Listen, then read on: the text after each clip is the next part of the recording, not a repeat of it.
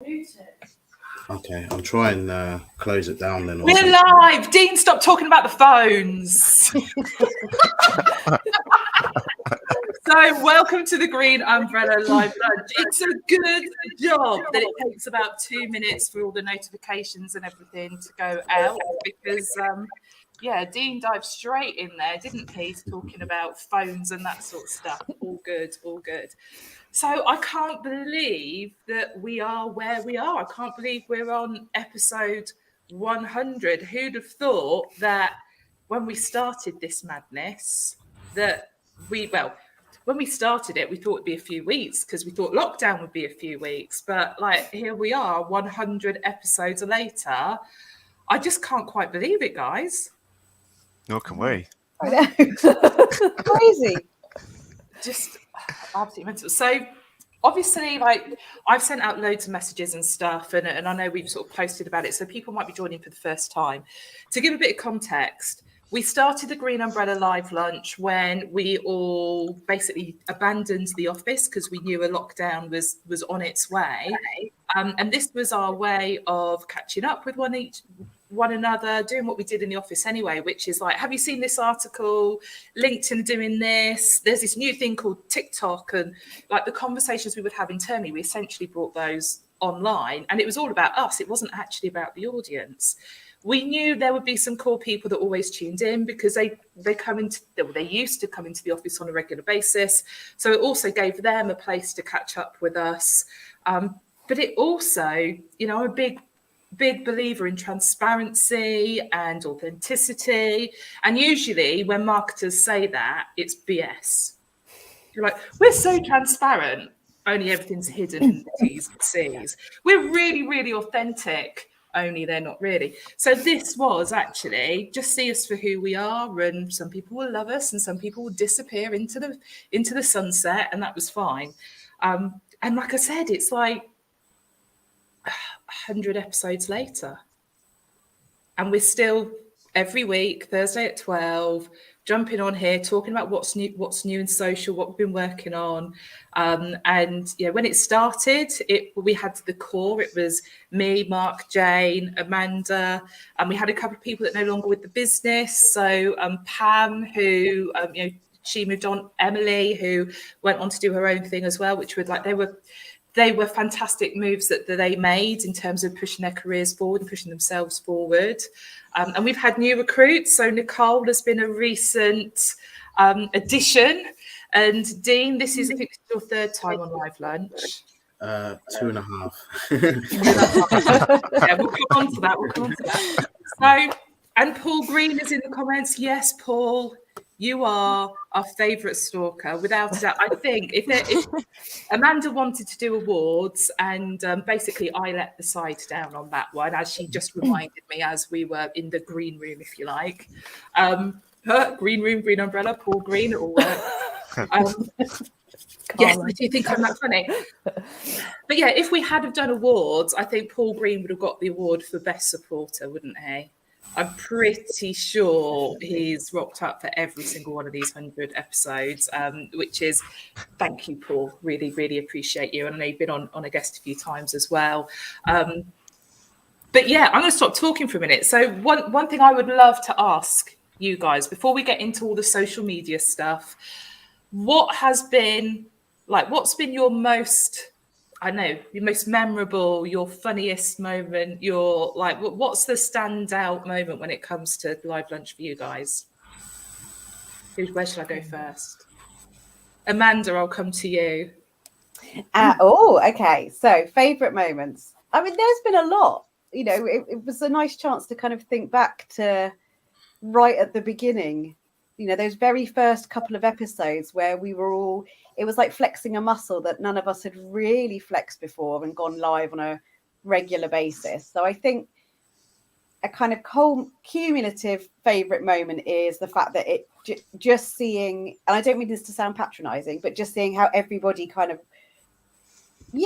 got comfortable with something that made them uncomfortable. So definite bit of skill development. But one thing that always makes me chuckle is when there is a tech problem and Christina, you're on the live lunch, but it's your tech problem, the kind of slight look of panic that just goes behind like Mark or Jane when they think, oh no, we've got to fill the next like half an hour without. So that always kind of makes me laugh because it is live, so things do go wrong sometimes. You know, technology's not always reliable, but yeah, that just always kind of makes me chuckle slightly because you can just only because I know as well. I know you guys so well. You can just see the kind of back in a minute. There was that episode when there was me and Jane just for a little bit of dead air, weren't there? Yes. That's not my Which favourite I moment. love. But, yeah, so there's been, and we've had so many great guests. I won't steal the thunder of everybody else. But when you think about all the guests, again, we maybe should have added up how many we've had. So, but yeah, we've had some. We've had some. It's been emotional. It's been a journey. Absolutely. I mean, Mark, Jane, you were like, even now, you don't want to do this. You rock up every week, and and you're like, I mean, Jane, you've always got stuff prepared. Mark, 50-50. But go on, Mark. Like, what about for you? What's the defining moment for you? I suppose there's a few different things. Again, looking back, watched a bit of the very first episode. Was it last week? I think just have a look, see what it looked like, and things like that. And it was just, I think at least we're a little bit more professional with it now. So at least it looks more branded. Obviously, that first one we were doing it on Zoom. There was zero planning. Obviously. Like Amanda said, like particularly probably me and Jane, and Emily and Pam at that point as well. None of us had done any live stuff at all, so it was like it was mass panic really, and just sort of here we go. But yeah, now obviously sort of get used to it. So that I suppose looking back, that's okay, Paul. Professional. Was probably the wrong word, but so that sort of thing. I think, and then probably when Stephen O'Donnell was on, having a bit of tech there, so little Stephen. So we need to up our tech game for at least for episode 150. 150 or 200, we can push it down. So Stephen's actually in a couple of weeks. Stephen will be on with us again to celebrate International Recruiters Day.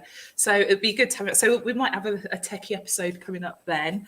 But it's like, it is crazy. Like the tech, obviously we use StreamYard now. When we first started, it was just, Zoom and live streaming through that, which was okay. But StreamYard is definitely a much better tool. We can see all the comments coming through. So, Tony over on LinkedIn, David on Facebook, Dan on Facebook, thank you for your congratulations. It's a much better tool, and being able to put these little bits of branding in as well, I think really makes a difference. But this is the thing with going live. So Mark, you're absolutely right. You hadn't done any live anything before, and actually even being on video, you'd not really, Jane, I don't think you'd done anything being on video. So for me to suddenly say, right, come on guys, we're going live and it's all right, we'll do it together. This really has been a start now, let's perfect it as we go. So silly things like the format, silly things like this episode is the first time we've actually scheduled it like a few days before rather than just on the morning of the event. And doing that has meant on LinkedIn, we can invite a bunch of people to the event, which we've never done previously, because this has just been something that we're just, even now 100 episodes in, we're just molding as we go. It's become a strict point in the diary each week. There is work that goes into it. We laugh and we say there's no prep and blah, blah, blah. But actually, there's 6 of us on screen. We're on from like 11:45, just having a bit of a pre-chat, get into it. And then there's always a bit of a mini, debrief stroke, just catch up before we leave. So it is essentially, this is 6 hours right now, 6 hours of resource. So there is quite a lot that goes into it. But yeah, I feel like I'm ranting again.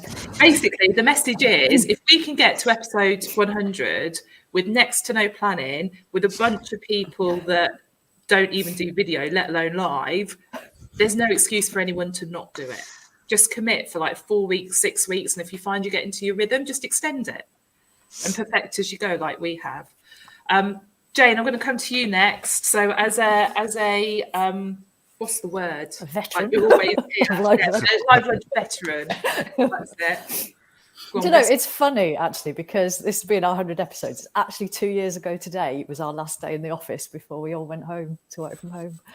So quite funny it happened today. Anyway, so for me, favourite bits have got to be you putting your foot in it on a regular basis and swearing occasionally and all the rest of it.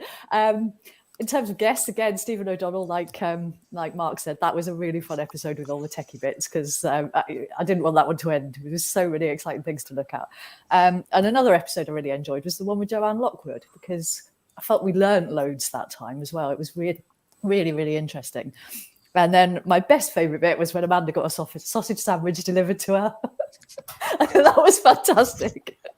Oh my God, I'd forgotten about that. Brilliant. Do you know, everyone talks about inclusivity, don't they? Like the whole sort of EDI, D&I, DE&I, DI and DE, like whatever order you want to put those words in. Like everyone talks about it and not many people show up and actually do something about it or are curious about it. So actually, I think Jo coming onto the show was a real, I think it just, again, it's transparency, isn't it? Like there's a lot of stuff I don't know, where I don't know what's right, don't know what's wrong. And it was a really informative episode. And I know there were things that came out of the conversation that just made me feel a bit more relaxed about the whole topic. And I know talking to some people that had like tuned in and watched that, like whether the whole episode or just bits of it, but they were making comments as well on stuff that they'd learnt as well, which was just like that for me is like the stuff they were saying. And I'm a big supporter of Jo Lockwood as well. So I say the whole thing was fantastic, wasn't it? I think we were all, it was interesting, the conversations we had off the back of that as well. And this is the thing, unless you do something to make those conversations happen, they don't. And sometimes stuff gets inflicted. So I remember some of the conversations we had around like Black Lives Matter when that was all breaking, and you know, over that sort of those few weeks where like everyone was talking about it. We talked about it across a couple of episodes, didn't we? Talking about lived experiences and that sort of stuff. Conversations we had then would never have happened if we weren't open to just being honest. Yeah. So yeah, no, that was a good moment. And then, yeah, I mean, there's been lots of like sausage sandwich moments, me ranting and saying the wrong things. Definitely. So, Nicole, obviously you've only sort of joined us recently and only done a few live lunches, but I know you'd sort of dived into a few when you were trying to figure out whether or not we were the sort of business you'd want to have a be part of. But yeah, Ellie's just put in the comments, core values and sausage sandwiches. That is 100% what this is about. We should put that in the description. Yeah. I love that. But yeah, Nicole, what were the, obviously when you were watching Live Lunch, like whilst going through the interview process and all that sort of stuff and deciding to apply, what was it that struck it for you?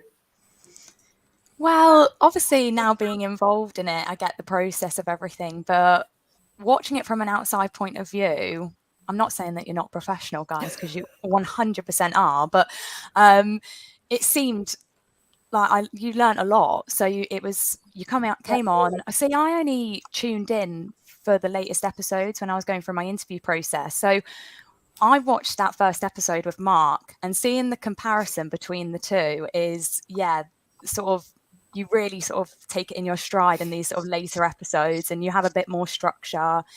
And yeah, I think it is just crazy seeing the development of Live Lunch, seeing that first episode. And it is quite nostalgic in a way when watching that, because you do just relate to it all going through that sort of lockdown process together, and yeah, sort of having to do Zoom calls from home. And it just seemed that what I said to Mark was, it very much just seemed like a chat at the start. There wasn't really, we didn't watch the full episode, but it was just, yeah, chit chat. And it was just nice to tune into. Probably at the time in lockdown, a lot of people would have related to that and enjoyed that hour just tuning in. But obviously now you learn a lot about social media news. And yeah, I think it's a good hour to tune into and learn a lot from.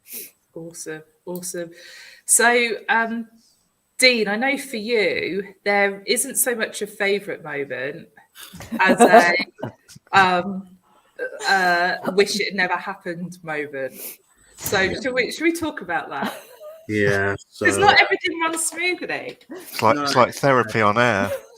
yeah. I would say normally, because I tend to have a lot of tabs open, but I'm quite organised in terms of knowing where everything is. So that particular live lunch, I thought I was set to go, and I couldn't find the tab. So I was speaking with Christina, but obviously I was in the office with you guys, so I was talking, and like I just couldn't see I just couldn't find it at all, and it was a nightmare basically.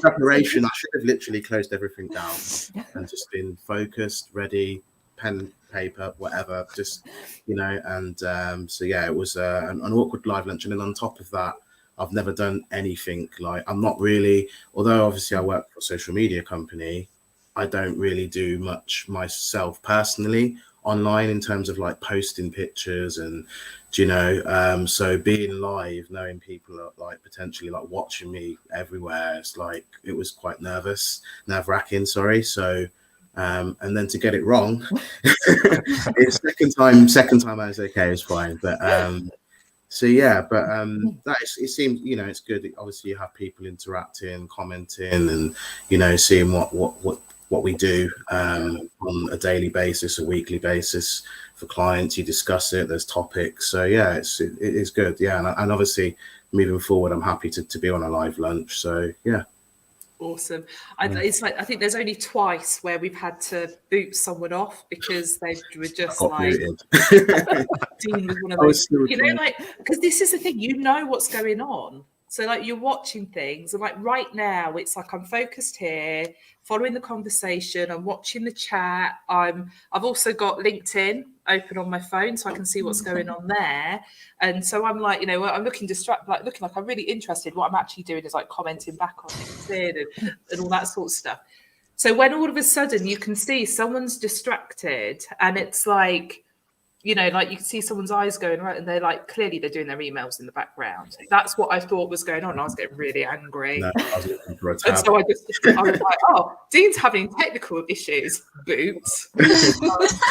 Yeah, I need to see this live lunch. No, we've said no one's allowed to watch that one back now.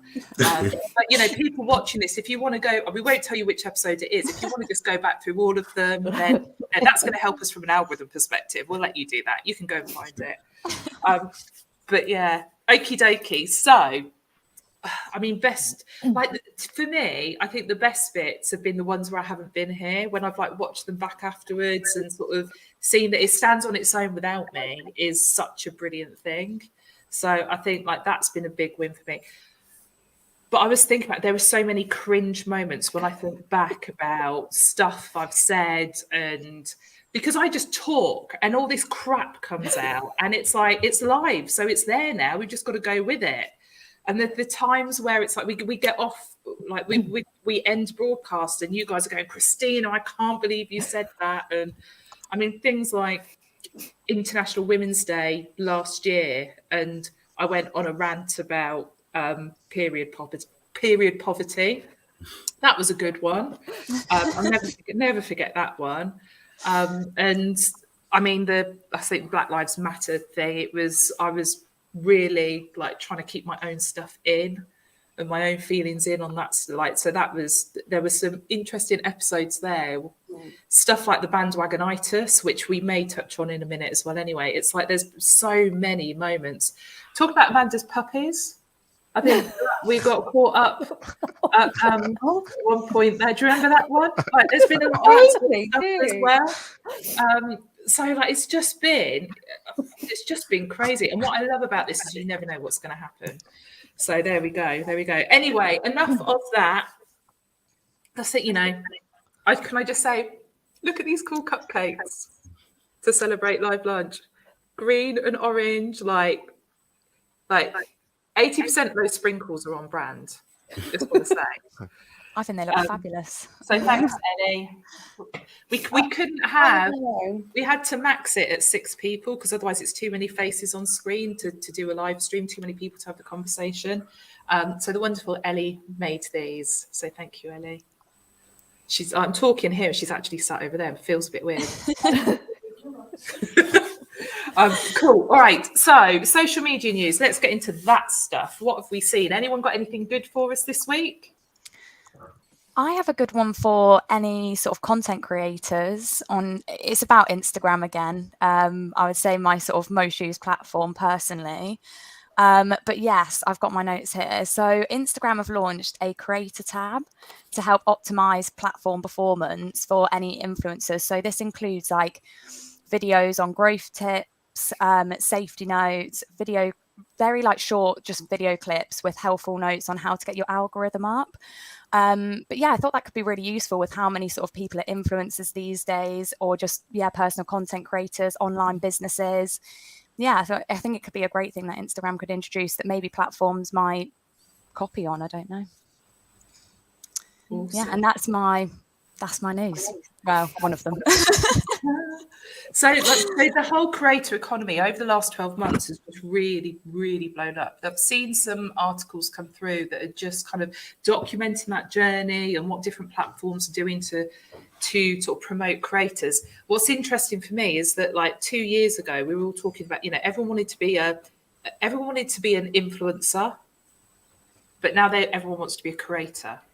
And it's really interesting in terms of the shift, because creators, as the title suggests, you're producing your own content that you own, whereas that influencer status kind of thing, it was about building an audience and sharing other people's stuff.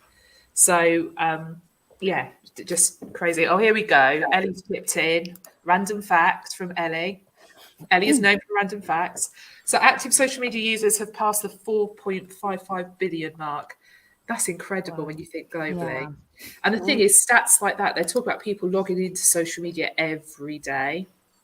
It's crazy what's going on right now. What's interesting is, as we're seeing this, there's loads of stuff going on in the background, social media wise. So Pinterest shares have been crap for ages. Like they're dropped and then they've sort of flatlined. And Facebook shares, like a few weeks ago, we talked about that on here. Their shares nosedived.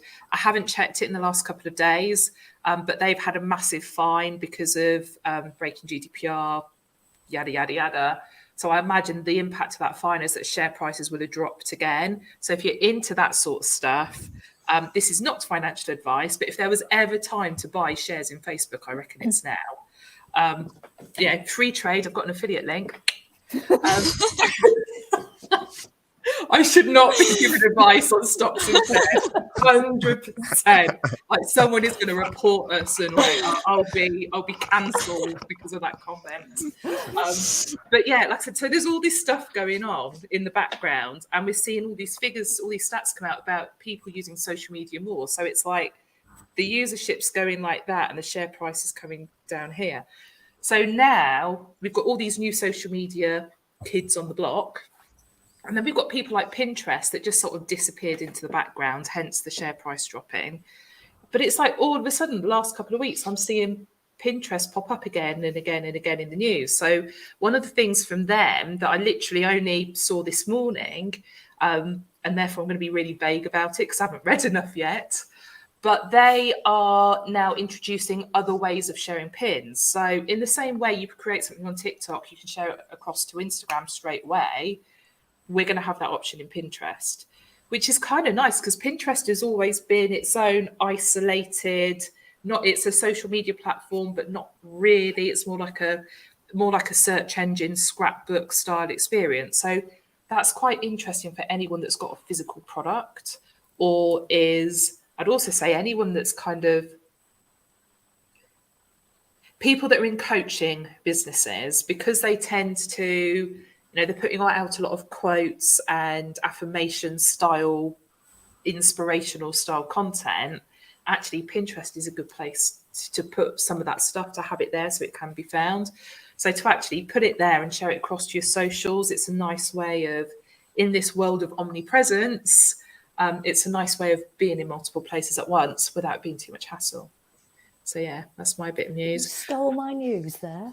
Oh, I've got nothing left. I always try and let you guys go first, but then it sounds like I don't know anything. I'm just feeding off you guys. Can I add something to that though? That I read on the same article, possibly the same article. What you share will be watermarked, so nobody knows yet whether that will have any impact on the algorithm in the same way a TikTok watermarked video does somewhere else. But so yeah, just worth bearing in mind. Yeah, that's really interesting. I mean, I still think that's really, even like the water. Don't know. I'm thinking now. I'll be quiet. Right, who else has got some news? Stop me talking. Otherwise, I'm going to say I'll be quiet and I'll carry on talking about it. So come on, pat and interrupt. Okay, I don't have any news, but just to give a kind of a thought, if you will, which gives other people some time to think as well. Isn't it crazy that 2 years ago, TikTok was barely a thing? You know, it really was. I mean, it was there, it existed 2 years ago. It kind of came into its own because people started doing all the dance crazes in the very first lockdown 2 years ago. So you'd see celebs and families.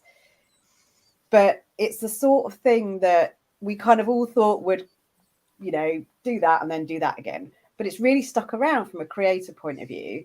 And I know when I've been doing my day-to-day things, it's like last year was the third most searched term, most downloaded app.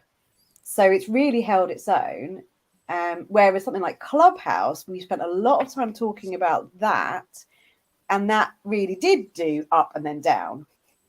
So, and in some ways, there's no, even as experienced marketers, you just don't know sometimes which will stick and which won't. So here's the interesting thing.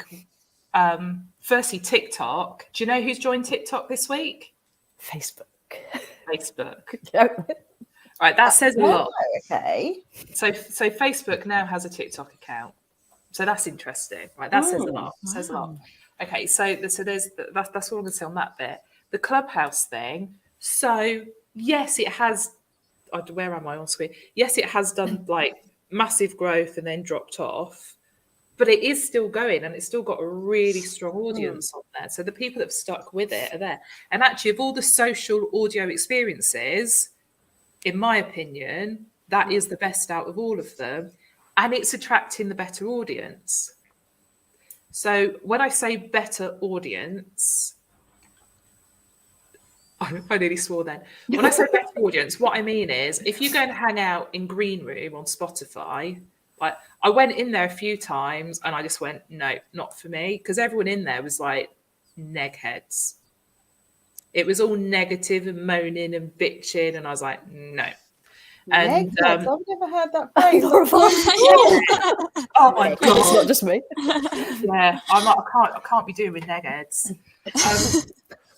Yeah, so like I say, Green Room for me, I've really struggled to find a positive experience on there, like a conversation happening where I'm going like, this is loads of value, little on the ego side, educational, positive audience. Like it's all of like you go into Clubhouse, there's that. Okay, but in Green Room, I'm not seeing that.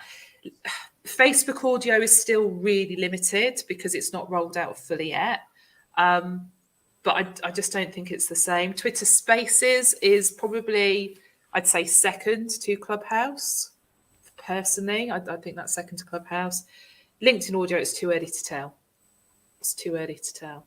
So although Clubhouse has dropped, social audio has continued to increase. I mean, I don't know what the stats are, but the number of new podcasts, there's tons and tons all the time. Like some of the sort of entrepreneurial groups that I'm in, there are so many people launching podcasts, and essentially podcast is social audio. You know, we need to think of it that way. So yeah, it's like I get what you're saying about Clubhouse specifically. Yeah. But as I said, and I love it when I'm right, what's happened with social audio is people have gone and found their place. So when I look at Clubhouse, that's where all the coaches and consultants are hanging out. There's a real kind of like, that's the audience there. Like I said, we'll see what happens with other places, but like a lot of the social media people, they're not using Clubhouse, they're using Twitter Spaces. So I think we're going to see these little pockets, and it is starting to look that way. And again, rewind 2 years ago, no one had really heard of our guy called Stephen Bartlett. You know, or maybe he was sort of making noises in the marketing industry, but now I can't move on LinkedIn without bumping into a quote of his that somebody has liked or shared. That's the algorithm, because I'm addicted. Yeah, well, that's it. But so many people I'm connected to. I mean, I follow him now. He's a dragon on Dragon's Den. He's got his podcast, which has turned into a live show, The Diary of a CEO. So yeah, you're again, Christina, you're right. he kind of was a one to watch. I think you heard him speak at the EMC conference. Yeah. So yeah, I mean, I've been listening to his podcast for probably about 3 years. So so met him at EMC, Entrepreneurs Marketing Conference, which is run by Einstein Marketer, that I probably shouldn't mention. No, they're good guys there, so I don't mind mentioning them. And yeah, I mean, his podcast is like, it's in the top 10 globally. You know, it's a fantastic podcast. I'm going to Diary of a CEO live in Birmingham on Sunday. Oh, cool. Very excited about that. But yeah, having met him in person, he is exactly the same person as you hear on the podcast and you see on Dragon's Den, which is, you know, when we, again, marketers and authenticity and transparency and all that kind of stuff, it's hard to find sometimes. So yeah, like I said, I do think he's one of the good guys in the entrepreneurial world. And yeah, looking forward to that in Birmingham on Sunday. But yeah, so I mean, there's so much stuff that's appeared in the last, like books. Okay, so producing, it's like everyone's publishing books now. Have you noticed that as well? It's like everyone's had like time on their hands in the last 2 years. They're all writing books. So that's quite interesting. But then books are great for credibility, aren't they? So, you know, there's a big win there. Brilliant as like your lead magnet to have a book available as well. So they're really good things. So yeah. Right, who else has got something to share?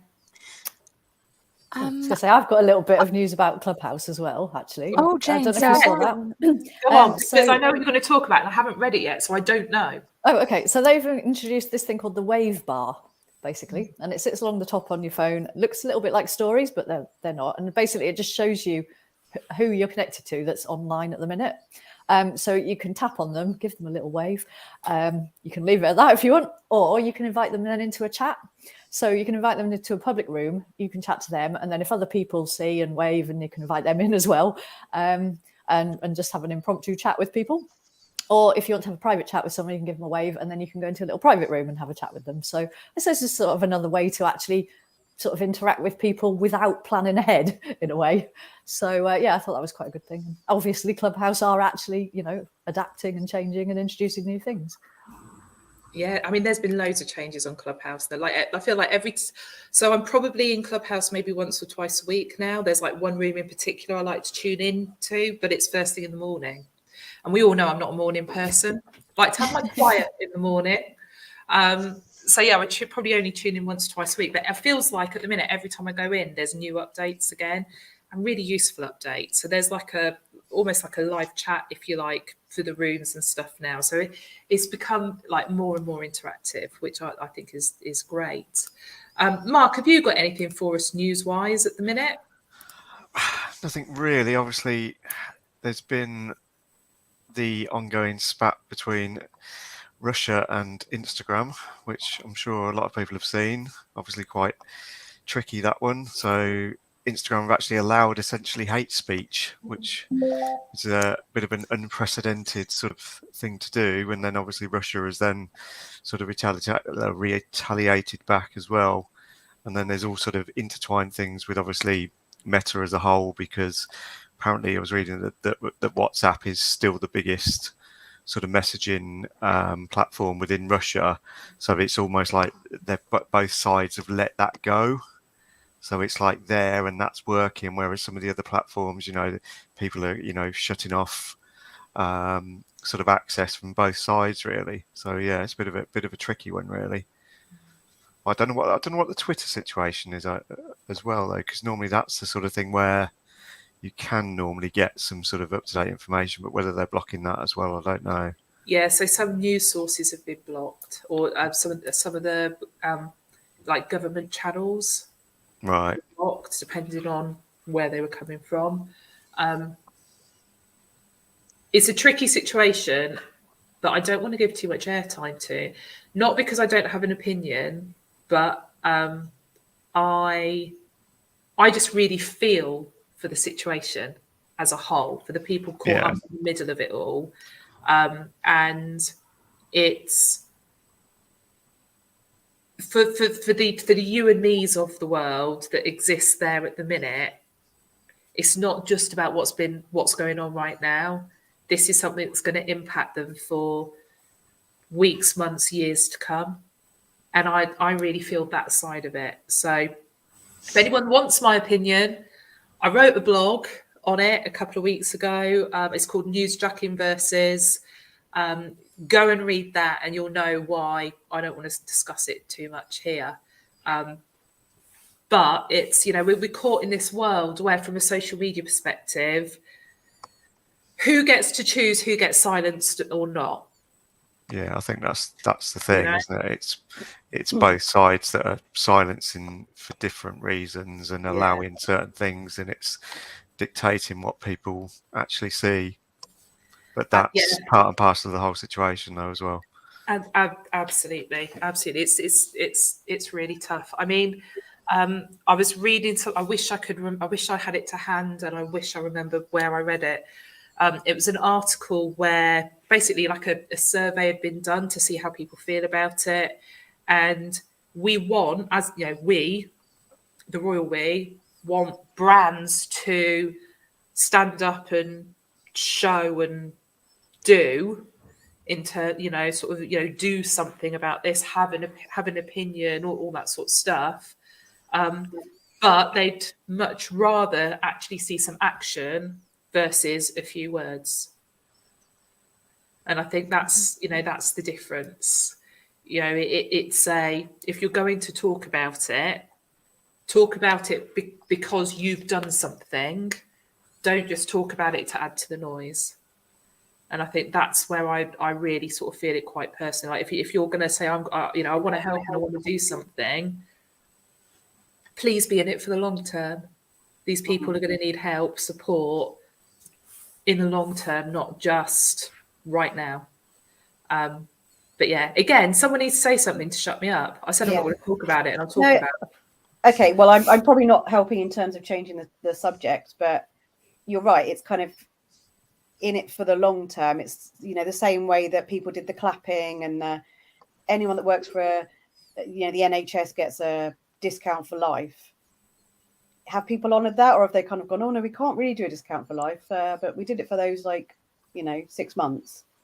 So yeah, just I know exactly what you mean. I agree wholeheartedly, and Paul has done our job for us and put a link to your blog in the comments. So thank you, Paul.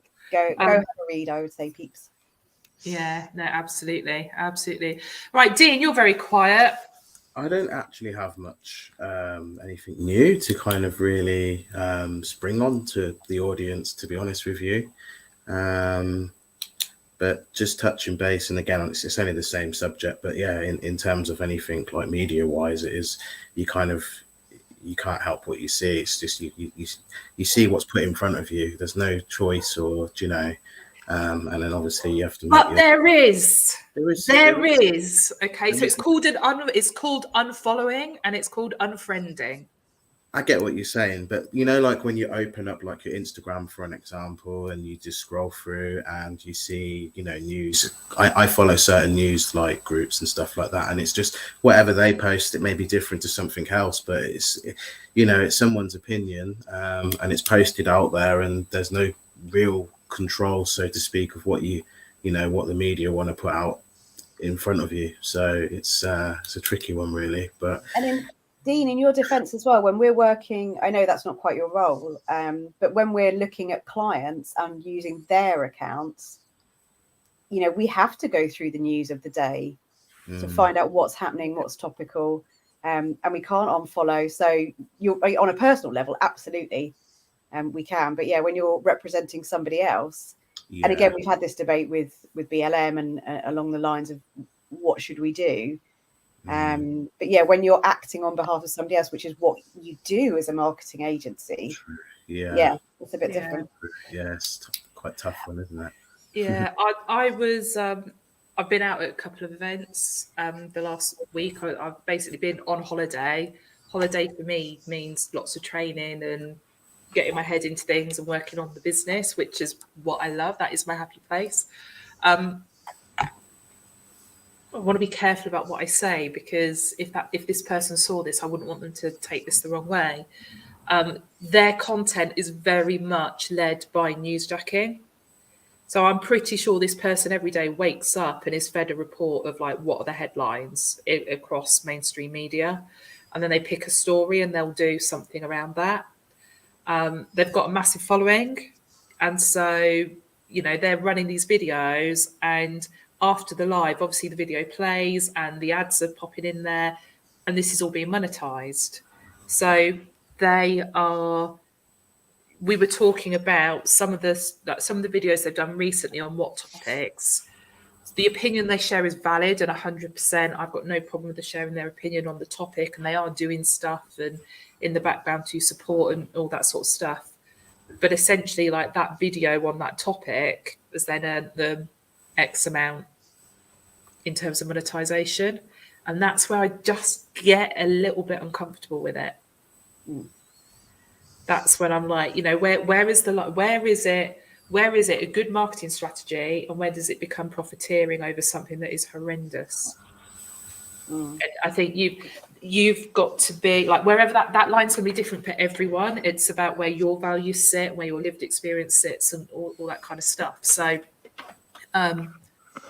yeah, now I'm talking about that because that's been bugging me. But again, that's my personal experience, my personal agenda, my personal values. So right, I keep saying let's change the topic. So what can we talk about? What is it that we've got coming up at the minute? So next week, the 22nd, Nicole, I'm going to get it all wrong. On the 22nd, that's it. 1:30. 1 o'clock. There you go. 22nd at 1 o'clock. There's a half-day event called the Recruitment Marketing Congress. Okay, RMC. And basically, this is like a half day for anyone listening in the recruitment world that really wants to up their marketing game. It's a joint event. So we're running it. Well, Louise at UK Recruiter is running it. We've partnered with her on it. There's some other sponsors as well. You've got, so obviously I'm speaking, talking about strengthening your social media. You've got James from Thinking Circles is speaking. One of the guys from Then is speaking. So they do like recruitment, like really technical recruitment websites. Brilliant team there. We've got Steve Guest, who is going to be popping in as sort of part of the panel as well. So like anyone in the recruitment world that's into personal branding should be following Steve Guest. He is a recruiter and he's done massive things in his business. He's written like 2 books now. And he does a lot of mentoring as well. So that's really good. And we've got Charlotte Doherty from Doherty Partners. I had to think what they were called then, even though I just said her last name. Because I was going to say Dwalter Partners, but Dwalter is her husband. But yeah, so she'll be talking about automation and that sort of stuff. So like I said, half a day talking about recruitment marketing. It's for anyone that runs an agency or has a role as like a marketing manager in a recruitment agency, this event is for them. But equally, if you're running a business and you know you want to build your team and you're thinking about recruiting and how can you get people into your business, you should tune in as well. It is a paid event, but I think, Nicole, if you've got the link, are you able to put it into the comments? Yeah. And that link has got 20% discount. So I think it's like 40, 50 quid for a ticket, half a day packed full of value. So yeah, definitely tune into that. Don't know what else we've got going on. What are you doing this afternoon, Christina? Going to Watford for a meeting. You're going to what? Going to Watford for a meeting. What are you doing this evening then, Christina?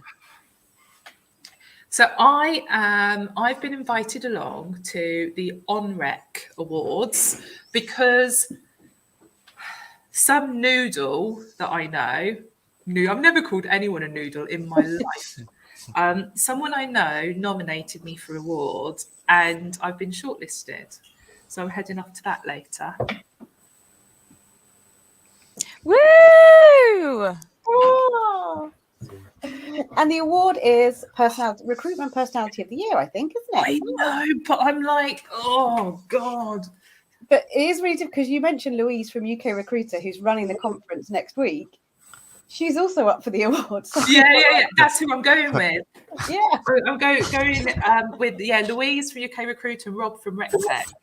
So I mean, okay, so it's like I'm just not good with that sort of attention anyway, and the fact that it's Personality of the Year, when I would still argue there's a lot wrong with my personality.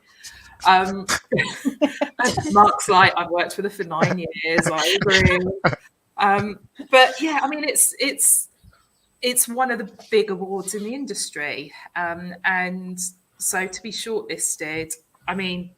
So there's 3 people. So myself, Louise Triance, who is like, she is the woman to go to when it comes to recruitment in the UK. So it's like, it really does it like female wise, there isn't anyone that is more respected than Louise.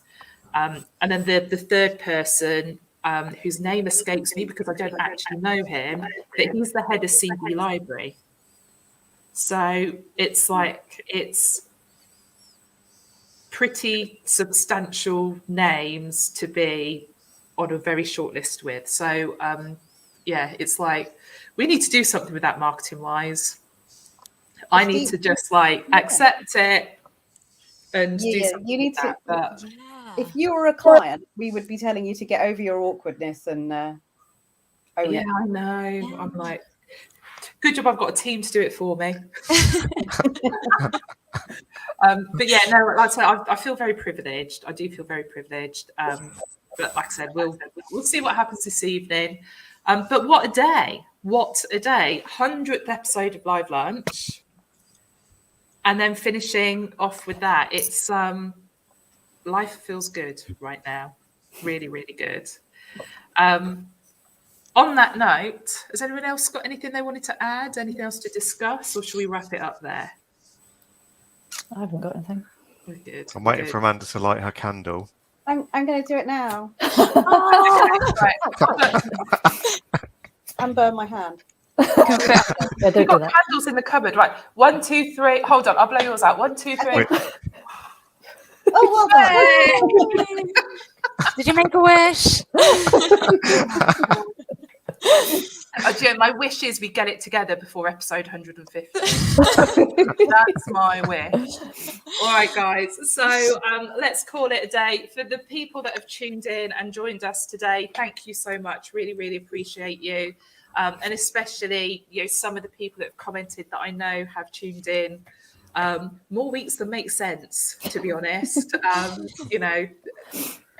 Thank you. Really, really. Like, the reason we've kept this going is because people keep tuning in, people keep feeding back that it's been worthwhile. It's fun for us. It's fun for me, actually. I don't know about this. But it's fun for me. And it's a good way of us sort of just getting on top of like what's important news-wise. So it has massive value for everyone, I think. Here's to the next however many episodes. Let's keep this going for as long as we can. And on that note, we'll do 100th episode wave goodbye. If I can figure out which 100th episode, I still haven't worked out that my camera's the opposite way round. And I'm going to hit the end broadcast, and we'll see you all next week, Thursday, 12 noon for Live Lunch on my LinkedIn, on Facebook, Green Umbrella's Facebook, and on YouTube. See you later.